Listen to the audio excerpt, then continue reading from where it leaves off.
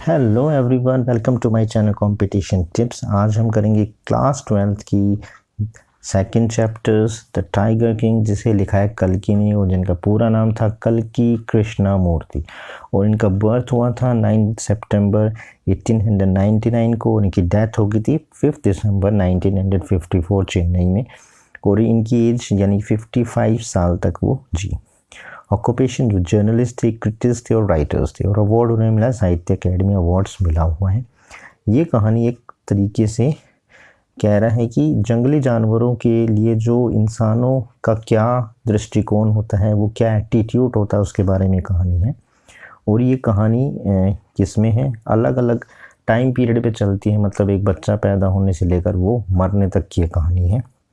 तो ये कहानी है महाराजा ऑफ कहाँ की है, द महाराजा ऑफ प्रतिबंधपुरम की। एक जो हीरो है स्टोरी का वो है द महाराजा ऑफ प्रतिबंधपुरम।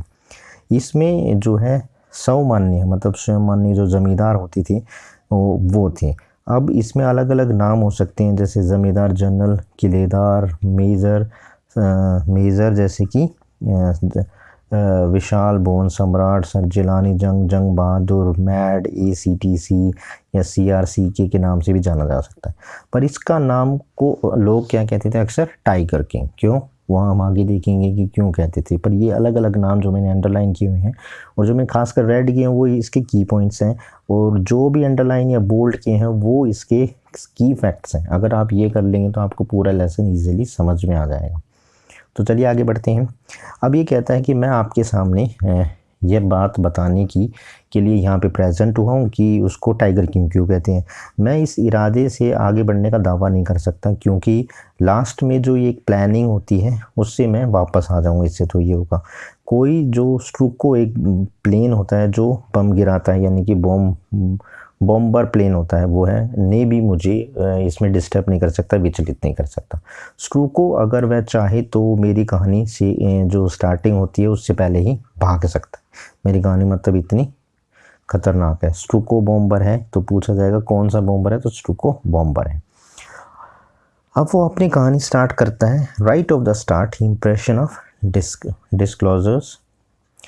अब वो कह रहा है कि सबसे पहले टाइगर किंग के बारे में मैं कुछ आपको इन्फॉर्मेशंस बताना चाहता हूँ। उसके बारे में पढ़ने वाला हर व्यक्ति जो है उस जैसे ही जो उसका साहस है उस व्यक्ति के आमने सामने मिलने की इच्छा करेगा। यानी वो चाहता है कि मैं उससे मिल पाऊँ, इतना ब्रिलियंट, इतना ब्रेव आदमी कहाँ है। तो पर मैं उससे इसकी इच्छा को पूरा करने की अब कोई संभव नहीं है। जैसे भरत ने राम से दशरथ के बारे में कहा था, टाइगर किंग सारे जीवित प्राणियों में अंतिम रहने वाला यानी कि निवास स्थान पर पहुंच गया है। यानी कि दूसरे में हम कह सकते हैं सिंपल में टाइगर किंग अब मर चुका है, आप उससे मिलने नहीं मिल सकते। उसकी बहादुरी की मैं बता ही रहा हूँ आपको, पर आप उससे मिलने की इच्छा रखते हैं तो वो ख़त्म हो चुकी है, क्योंकि वो अब मर चुका है। उसकी जो मौत थी, उसकी जो डेथ थी, वो एक बिल्कुल ही अलग तरीके से बहुत ही इंटरेस्टिंग है, वो मैं बता रहा हूँ। इससे कहानी के अंत में ही बताया जा सकता है, स्टार्टिंग में तो बताया नहीं जाएगा। उसकी मृत्यु का सबसे जो इंटरेस्टिंग फैक्ट ये था कि उसके जन्म के तुरंत बाद ही जो एस्ट्रोलॉजर्स थे, या हम ज्योतिषी कह सकते हैं, ये भविष्यवाणी कर दी थी कि एक दिन टाइगर किंग को मरना ही पड़ेगा। बहुत स्ट्रेंज है, एक दिन किसी को मरना ही पड़ेगा। यह बच्चा बड़ा होकर योद्धाओं में योद्धा, नायकों में नायकों, वीरों में वीर बनेगा, मतलब सबसे बहादुर बनेगा। उसने अपने होठ काटे और उन्हें अपनी बात पर विश्वास करना कठिन लगता था। अब उन्हें अपनी बात को जारी रखा के लिए मजबूर किया गया जब ज्योतिषी ने कहा यह वह रहस्य जो बिल्कुल नहीं बताना चाहते, यानी कि एक सीक्रेट था जो वो नहीं बताना चाहता था। फिर भी उसे हमें कहें उन लोगों ने कहा तो उसे मजबूर करा, भाई बता क्या सीक्रेट है, छुपाओ मत। ये तो वो का इस नक्षत्र में जो जन्म लेने वाला बच्चा है ना, एक दिन उसे मौत का सामना करना ही पड़ेगा। बताओ स्ट्रेंज, किसी भी नक्षत्र में पैदा मरना तो पड़ेगा ही, तो इसमें क्या स्ट्रेंज था। अब उसी टाइम क्या हुआ कि एक बड़ा चमत्कार हुआ, जब वो ये कह रहा था कि एक दिन मरना, मिरेकल हो गया, एक चमत्कार हो गया। 10 दिन का बच्चा था जिलानी, जिसको जिलानी जंग बहादुर कहती है, उसके होठों में से एक आवाज़ निकली कि उसने कहा कि वो आई विश प्रोफेट, यानी कि ओ बुद्धिमान पैगंबर हो। पैगंबर मतलब उसे कहा ये बुद्धिमान व्यक्ति। हर व्यक्ति अब भाई ढूंढ रही आवाज़ कहाँ से आई, कि एक दूसरे को देख रहे हैं कि पलक से झपका रहे आवाज़ कहाँ से। फिर वो बोला ओ बुद्धिमान पैगंबर, यह बोलने वाला मैं ही हूँ। इस बात में कोई भी शक नहीं रह गया था कि 10 दिन पहले जन्मे वाला बच्चा ही, यानी कि जो चाइल्ड था वो इतनी बिल्कुल ही क्लियर आवाज़ में बोल रहा था। अब प्रमुख जो उसका जो एस्ट्रोलॉजर्स था मेन, जो और भी थे लेकिन जो मेन ज्योतिषी थे, एस्ट्रोनॉमर था, उसने अपना चश्मा उतारा और उस बच्चे को उसकी ओर देखा। अब उन सब को वो बोला, उन सब ने जिसने भी जन्म लिया उसको एक दिन तो मरना ही होगा। यह जानने के लिए माँ की भविष्यवाणी की आवश्यकता नहीं है। इससे तो आपकी कोई बात भी नहीं बनती है। तो सभी जानते हैं कि जो पैदा हुआ वो मरेगा ही, तरीका अलग अलग हो सकता है।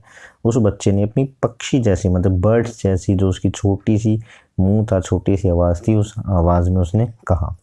तो ये क्या था, रेड लाइन में कही 10 डेज जिलानी जंग बहादुर था। कितने दिन के बच्चे ने बोली थी? 10 दिन के बच्चे ने ये बात बोली थी। तो ये लिटिल सीक्वेंसी वॉइस।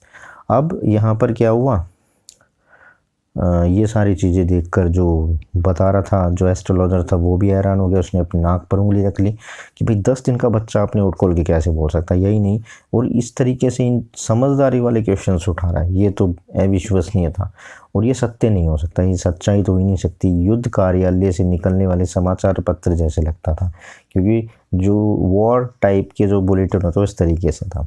अब जो चीफ एस्ट्रोलॉजर्स था उसने अपनी नाक से उंगली हटाई और नन्हे राजकुमार पर अपनी नज़रें गाड़ दी। उसको देखने लग गया कि ये क्या सकता है। अब वो जो प्रिंस था, राजकुमार था, उसका जो जन्म कब हुआ था? वृश्चिक राशि में हुआ था। वृश्चिक राशि में हुआ था। तो अब उसको हम कह सकते हैं बुल राशि में हुआ था। तो उसने कहा बैल या चीता, यानी कि बुल या जो टाइगर है उससे इसकी दिक्कत हो सकती है, अतः जो मृत्यु चीते से ही आएगी, टाइगर से आएगी। उसने समझाया। आप शायद सोच रहे होंगे कि सिंहासन का उत्तराधिकारी राजकुमार चीता जो है, यानी टाइगर का शब्द सुनकर थोड़ा घबरा जाएगा, पर इससे ऐसी कोई बात नहीं। उस राजकुमार ने जैसे ही शब्द को सुना तो उसने गहरी आवाज़ में गुर्राया। उसने होठों से भयानक शब्द निकले, बोला चीता, टाइगर यानी टाइगर, तुम सावधान हो जाओ, मैं अब आ रहा हूँ, या मैं तुम्हें नहीं छोड़ूंगा। वो डरानी, उसने तो ये घोषणा कर दी कि दैट्स टाइगर बी बेयर, मैं तुम्हें छोड़ूंगा नहीं।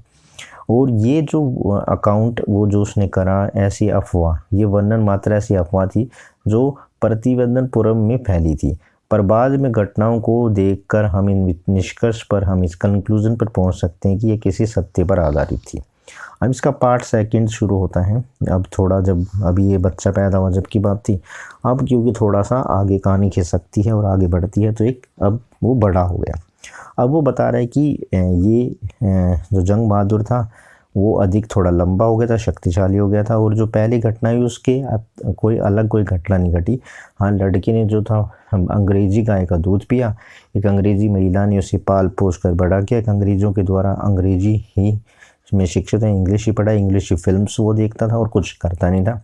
ठीक वैसे ही जैसे और सारे भारतीय जो उस टाइम के राजा महाराजा होते थे उनके बच्चे वैसे करते थे, वैसा ही वो था। और 20 साल का जब वो एक नौजवान हो गया, यंग हो गया, अब राज्य को जब वह कानूनी संरक्षण में था, उसके हाथ में था। कानूनी संरक्षण के मतलब अंग्रेज़ों ने उनको कब्जा किया हुआ था। अब यानी कि कुछ और घटना नहीं हुई, वो नॉर्मल जैसे और राजा महाराजाओं के बच्चे बढ़ते वैसे ही बढ़ा। अब क्या हुआ कि वो जो आगे बढ़ा कि अब बता रहा है, पर राज्य के जो हरा व्यक्ति था, उसे ज्योतिषी, जो एस्ट्रोनॉमर्स था, उसकी भविष्यवाणी याद थी। बहुत से लोगों को इसकी चर्चा करते रहते थे। धीरे धीरे बाद महाराज के कानों तक पहुंच गई और प्रतिवंतपुरम जो था उसके राज्य में अनेकों जंगल भी थे, उसके अंदर काफ़ी सारे टाइगर्स थे। तो महाराजों को यह कहावत का पता ही था, आत्मरक्षा के लिए आप किसी भी गाय को भी मार सकते हो। महाराज ने तो टाइगर का शिकार अब स्टार्ट कर दिया, उसका हंटिंग स्टार्ट कर दी। अब क्या हुआ कि महाराजा जब सीमा से अधिक यानी कि उत्तेजित हो गए और ज़्यादा, मतलब ओवर एक्साइटेड हो गए, उन्होंने अपना पहला चीता मारा। उसे शाही ज्योतिषी को बुलाया और उस जो मरा हुआ चीता था उसको दिखाया। बोला अब आप क्या कहते हो? वो बोला महाराज आप बिल्कुल इसी तरह चाहे 99 मार दें, 99 टाइगर्स आप मार सकते हैं। ज्योतिषी धीरे से बोला, पर क्या, डरो मत, तुम सच बताओ। तो जो 100 में यानी 100वां जो चीता होगा उससे आपसे जो टाइगर होगा उससे आपको बचना होगा। अगर 100वां चीता भी यानी कि जो टाइगर है उसे मार दिया जाए तो मैं अपनी ज्योतिषी जो मेरी एस्ट्रोनॉमर्स की जो बुक्स हैं उनको फाड़ दूंगा, उसमें आग लगा दूंगा, और मैं अपनी चोटी कटवा कर जो सिर के बाल कटवा लूँगा और बीमा एजेंट बन जाऊँगा, इंश्योरेंस एजेंट्स में बन जाऊँगा। अब वो उस टाइम में बहुत ही बेतुकी बात कर रहा था, बेतुकी बात कि वो मैं ये बाल फाड़ दूंगा, मैं अपनी इंश्योरेंस एजेंट्स बन जाऊंगा, इसलिए मैंने एंड्रॉइड टाइगर भी, और ये क्या बन जाऊंगा, बुक्स फाड़ के बाल कटा के इंश्योरेंस एजेंट्स में बन जाऊंगा। अब ये तो ये बात हुई। अब कहानी और आगे चलती है कुछ और दिन, यानी कि जब वो बड़ा होगा इसने शिकार करना स्टार्ट कर दिया। अब कहानी थोड़ी और आगे बढ़ती है। अब उस दिन के बाद जो प्रतिवंतपुरम जो जगह थी उसमें रहने वाले जो सारे टाइगर से उसको मतलब एक फेस्टिवल का महोत्सव जैसा शुरू हो गया। अब उस जो स्टेट्स था उसमें महाराजा को छोड़कर कोई भी दूसरा आदमी उस टाइगर्स का हंटिंग नहीं कर सकता था, पूरी तरह बैन लगा दिया गया। और इसकी घोषणा कर दी गई अगर किसी व्यक्ति ने भी टाइगर की तरफ एक पत्थर भी फेंकने का कोशिश करी ना तो उसके जो सारे पैसे हैं, जहाँ सारी प्रॉपर्टीज़ और जो एसेट्स हैं वो सारे जब्त कर लिए जाएंगे और उन्हें बिल्कुल ही वो पनिशमेंट भी दी जाएगी। अब महाराजा ने कसम खाई कि वो 100 चीते को तो 100 टाइगर्स को मारेगा और दूसरी किसी बातों पर ध्यान देना उसके बाद की बात। और स्टार्टिंग में लगता था कि अपनी जो महत्वाकांक्षा उसको पूरा करने के लिए ठीक स्पीड से आगे बढ़ रहा है, पर ऐसा नहीं था। क्योंकि किसी खतरे का सामना नहीं करना पड़ा। ऐसे अक्सर ऐसे यानी कि इंसिडेंट्स भी हुए जब गोली का निशान चूक गया, चीता उनके यानी कि जो टाइगर उसने उसके ऊपर छलांग लगा दी और वो नंगे हाथ यानी कि बिना कोई गन्स या उसके उस जानवर के से लड़ता रहा। हर बार जीत महाराजा की होती क्योंकि वो बहादुर था, भाई ये हीरो है तो उसकी जीत तो होगी। एक और मौके पर उसने अपने सिंहासन को खो देने का खतरा था। वो कब, अभी इंसिडेंट्स बताएगा। जब एक हाई जो उच्च पदस्थ ब्रिटिश अधिकारी प्रतिवंतपुरम की ट्रैवलिंग के लिए आया, उसने जो टाइगर के शिकार का बहुत शौक था, उसने और अधिक शौक अपने द्वारा मारे गए जो टाइगर्स थे उसके फ़ोटो खिंचवाने में मज़ा था।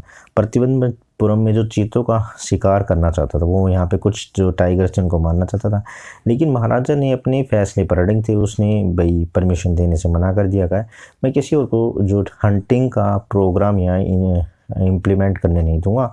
आप सूअर का शिकार कर सकते हो, आप चूहों का शिकार कर सकते हो, आप मच्छर का शिकार कर सकते हो, लेकिन मैं जो टाइगर है उसका शिकार तो मैं बिल्कुल ही नहीं करूँगा। यानी बोर, यहाँ पे लिखा है बोर मतलब होता है जंगली सूअर, उसका तो शिकार मैं नहीं करने दूंगा, ये इम्पॉसिबल है। अब ब्रिटिश ऑफिसर के जो सचिव थे यानी कि हम कह सकते हैं सेक्रेटरी जो थे, उसने दीवान जो उनकी जो फिर जो अलग अकाउंटिंग देखते हैं जो दीवान बोला जाता है, उसने एक संदेश भेजा कि ऑफिसर को कि भाई बताया ऐसी ऐसी बात है। तो उसने कहा कि नहीं, मैं नहीं मानना चाहता चीता, बस मैं तो अपनी फ़ोटो खिंचवाना चाहता हूँ। तो उसमें तो कोई बंदूक, मैं अपनी बंदूक पकड़ूँगा, राइफल्स पकड़ूँगा और फ़ोटो खिंचवा लूँगा। लेकिन महाराज तो भाई वो बोले मैं ये भी नहीं मान लूँगा, मैंने तो मना कर दिया, न मैं फ़ोटो खिंचवाना दूँगा न मैं आपको हंटिंग करने दूँगा, चाहे आप कुछ कर। अब क्योंकि वो ब्रिटिश अफसर की जो उसकी जो विश थी वो पूरी थी तो उससे रोका था, लेकिन अपने राज्य को उसका अब ये खतरा था कि अगर वो उसको मना करेगा तो अंग्रेज़ हैं उसके राज्य को ले सकते हैं, उसके स्टेट्स को एक्वायर कर सकते हैं, क्योंकि उस टाइम अंग्रेज़ वैसे कर भी रही थी। तो अब उसने इस विषय पर महाराजा और उसके जो मिनिस्टर्स थे उसमें वो एक मीटिंग हुई, कन्वर्जन हुआ दोनों के बीच। तो उसके बाद क्या हुआ कि इसका रिज़ल्ट ये निकला कि कोलकाता का जो एक प्रसिद्ध एक फेमस जो ज्वेलर था उसके पास एक लेटर भेजा गया और अलग अलग डिज़ाइन की हीरे की महंगी अंगूठी मंगाई। करीब कितनी मंगाई गई थी? 50। तो ये कहाँ भेजा गया था? ज्वेलर्स को कैलकाटा में, और 50 रिंग्स वहाँ पर मंगाई गई। और ये सारी जो ब्रिटिश ऑफिसर्स के जो वाइफ्स थी उनको भेजी गई ऑफिस, और ये लेटर में लिखा गया कि सिर्फ आपको 2 चुननी है और बाकी जो आपको जो पसंद आए वो रख के वापस भेज देना। लेकिन हुआ क्या, 2 दिन के अंदर जो जोहरी जो उसने और लिख के भेज दिया, उसने सारे रख लिए। उस लेडी ने वो कह दिया कि आपका बहुत बहुत शुक्रिया। 2 दिन बाद ही बिल आ गया 3 लाख रुपए का, जो ब्रिटिश वो था कैलकाटा से बिल आ गया 3 लाख रुपए। हालांकि ये हो गया कि 3 लाख रुपए चले गए, पर वो ब्रिटिश ऑफिसर खुश हो गए, उसकी वाइफ खुश होगी, तो उसका जो स्टेट्स था वो बच गया। 3 लाख का ज़रूर लॉस हुआ क्योंकि वो सारी अंगूठियाँ जो 50 अंगूठियाँ थी वो सारी रख ली गई। अब कहानी और आगे बढ़ती है। तो इस तरीके से वो बड़ा हुआ, फिर 20 साल का हुआ, फिर एक बार ऐसा हो गया कि उसका राज्य जाते जाते बचा था और वो 3 लाख में बचा। नेक्स्ट क्वेश्चन 4 पार्ट जब आता है इसमें, तो वहाँ पर बताता है कि जो महाराजा हैं हंटिंग में बहुत सफल हुए। 10 साल के अंदर उन्होंने 70 चीते मार दिए, यानी कि 10 ईयर में उन्होंने लगभग 70 टाइगर मारे। 10 साल हो गए उनको हंटिंग करते हुए। और प्रतिबंधपुरम के जंगलों में जो टाइगर्स थे वो लगभग ख़त्म हो गई। कौन जाने चीता जो थे, वो जो टाइगर्स थे, उन्होंने फैमिली प्लानिंग कर ली हो या सुसाइड कर लिया हो, वो बस उस राज्य से बाहर चले गए। और क्योंकि वे अंग्रेज़ों द्वारा मारा जाना अधिक पसंद करते हैं, वो यानी डर गए। वो कह रहे कि अलग अलग ऑप्शन दिए जा रहे हैं, क्या उन्होंने फैमिली प्लानिंग कर ली या वो अंग्रेज़ों से मरना पसंद करते हैं, इस तरीके के थे। तो एक दिन महाराजा ने अपने दीवार को बुलाया, दीवान साहब क्या आपको यह नहीं पता कि मेरी ये बंदूक जो मेरी राइफल अभी 30 चीते और मारने 70 ही तो मरे हैं। जो एस्ट्रोलॉजर ने कहा था 100 मारने, अभी तो 30 ही मरे हैं। अपनी बंदूक लहराते उसने पूछा। अब बंदूक देख के तो भाई दीवान डर गया। उसने कहा महाराजा मैं टाइगर थोड़ी हूँ। अरे कौन बेवकूफ़ तुम्हें टाइगर कह रहा है? राजा बोला नहीं मैं बंदूक और नहीं, और मैं बंदूक नहीं, वो यानी कि वो कह रहे हैं कि मैं तो गन देख कर डर गया, मैं तो गन नहीं हूँ। तो उसने कहा दीवान साहब आपने टाइगर है ना बंदूक है, मैंने आपको किसी और काम के लिए बुलाया है, मैं शादी करने की को अब डिसाइड कर लिया। दीवान और भी अकला ने, महाराज मेरे पहले से ही 2 बीवियाँ हैं, अगर मैं आपसे शादी कर लूँ, बेवकूफ़ी की बातें मत करो, मैं तुमसे शादी नहीं कर रहा। मैं एक टाइगर चाहता हूँ। तो उसने कहा कि सर इसमें मैं मदद क्या कर सकता हूँ मैजेस्टी?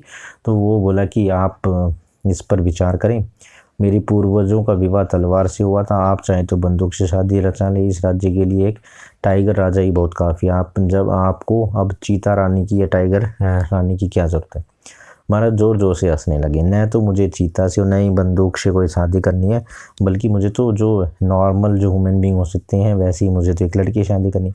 आप जो अलग अलग स्टेट्स में जाइए और पता करें कि जिसमें वो ऐसे स्टेट्स का पता करिए जहाँ पे टाइगर्स काफ़ी संख्या में, काफ़ी नंबर्स में। उसके बाद ये पता लगाने की कोशिश करें कि किस शाही परिवार में, और वहाँ पर होगी भाई एक लड़की भी नहीं चाहिए जिससे मैं शादी कर सकूँ।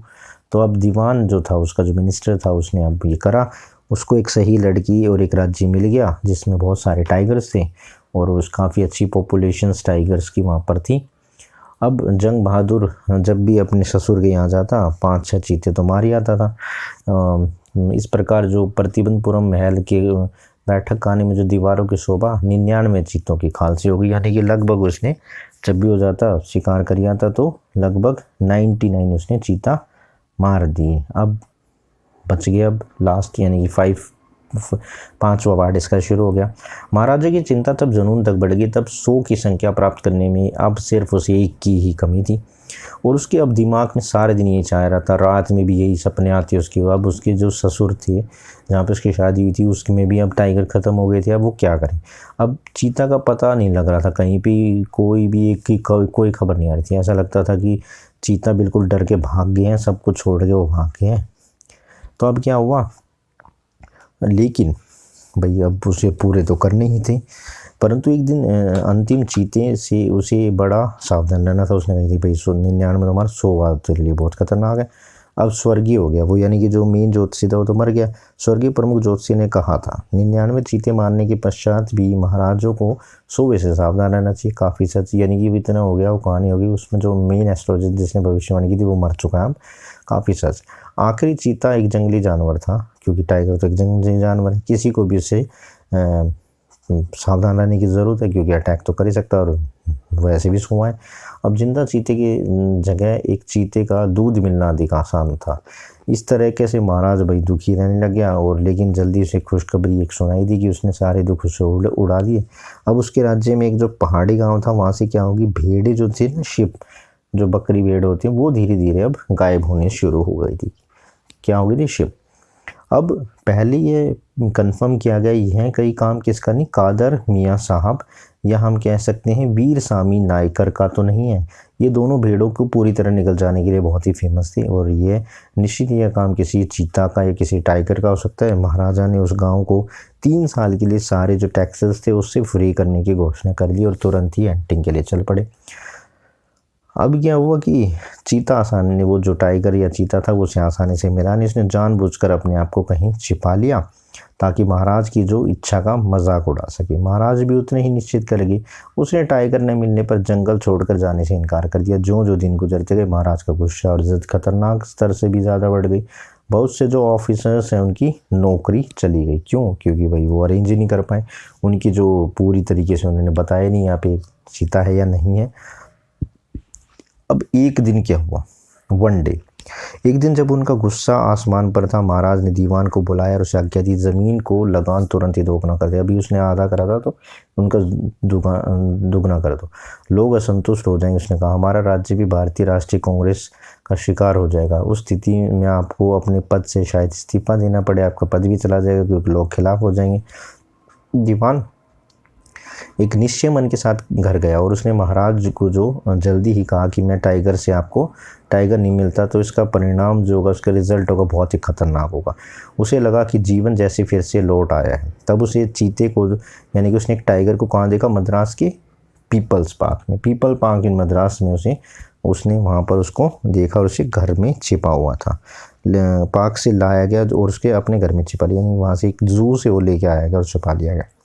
आधी रात को जब पूरा जो शहर था, जो टाउन था, वो शांति से सो रहा था, बिना सुकून की पीसफुल नींद था, दीवान और उसकी जो बुजुर्ग पत्नी जो थी ना, उसने टाइगर को खींचकर कार तक लाए, उसे धक्का देकर सीट पर चढ़ा दिया। अब जो दीवान था खुद ही कार को चलाकर उस जंगल में ले आया जहाँ महाराज शिकार के लिए आ रखे थे। तब ये जंगल में पहुंची, चीता ने अब सत्याग्रह कर दिया कि वो जा ही नहीं रहा था, कि मैं तो नहीं निकलूँगा कार में से, क्योंकि ऐसा लग रहा था जैसे चीता को पता चल गया, सत्याग्रह कर रहा है कि उसे जान तो जाने वाली है। वो कार से उतरने से उसने इनकार कर दिया। अब जानवर को बाहर निकालना और ज़मीन पर धकेलने में अपने सारे जो प्रयास थे, जो सारे उसने एफर्ट्स थे, वो उससे यानी कि वो थोड़ा कामयाब हुआ, लेकिन दीवान अब थक गया था। अगले दिन वह चीता घूमता हुआ महाराज के सामने आकर ऐसे खड़ा हो गया कि उसे प्रे कर रहा है या कह रहा है कि मालिक मेरे लिए क्या हुक्म है। और उसकी असीम प्रसन्नता के साथ महाराज ने जानवर के ऊपर ध्यान से निशान लगाया। चीता मरे हुए ढेर पर जा गिरा। मैंने 16 चीता मार दिया, मेरी कसम पूरी। महाराजा की खुशी का ठिकाना नहीं था। अब टाइगर का एक शानदार जुलूस की शक्ल में राजधानी में लाने की परमिशन दी गई और महाराजा जल्दी से अपनी कार में चढ़कर चले गए। यानी कि कह दिया कि मैंने तो अपना मार दिया चीता, मैं जा रहा हूँ घर, तुम बाकी सारे तुम अरेंज करो। महाराज के जाने के बाद शिकारी चीते के पास पहुंचा, यानी टाइगर के पास। टाइगर जो था उसने अपनी आंखें घुमाता वो वापस उसकी ओर देखा। उन लोगों ने यह जान लिया कि अब ये टाइगर मारा नहीं है, गोली से नहीं, उसे बिल्कुल पास से चली गई, गोली से लगी नहीं। और गोली की वो मतलब आवाज़ सुन के ऐसे जैसे मूर्छित हो गया था, यानी कि वो गिर गया था, एक तरीके से डर के मन लेटा रहा। अब वो शिकारी जो था हंटर, उसे समझ में नहीं आ रहा था क्या करे। उसने फैसला किया महाराज को किसी तरह यह ना पता लगे कि उसका निशाना चूक गया है। अगर ऐसा हो तो उसकी नौकरी जा सकती है। और शिकारी ने 1 फुट की दूरी से निशाना लगाया और इस बार बिना चूके उसे मार दिया, यानी कि जो 1 फुट की दूरी से अब उसने मार दिया। वो सोचा कि वो डर गया कि कहीं मैं बताऊँगा तो मेरी नौकरी चली जा सकती है। अब फिर राजा ने आज्ञा दी कि उसके जो मरा हुआ टाइगर है उसका जुलूस की शक्ल में लाकर दफना दिया जाए और उसके ऊपर एक समाधि बना दी जाए, यानी कि एक टॉम बना दिया जाए, जो बड़ा सा समाधि स्थल बनाइए। एक मेन 16वां शिकार था।